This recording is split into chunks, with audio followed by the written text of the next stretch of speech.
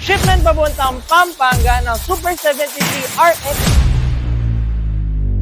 na napakadaming pinakabit na accessories. Magsimula tayo dito sa handlebar, premium side mirrors, key ignition, hydraulic brakes, 4 liters Wildman bag. Andito sa loob yung 16 volts, 5Ah na battery natin para sa accessory lights natin, signal lights, and tri-bulb mini driving light. Meron pa tayong 3 pang bag dito sa electric bicycle natin.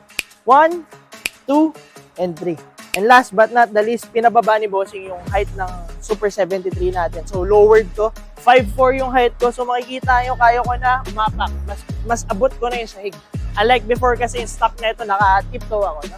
So, napakaganda ng setup ni Bossing from Pampanga. Abito kay Bossing. See to appreciate the beauty of the machine, darling.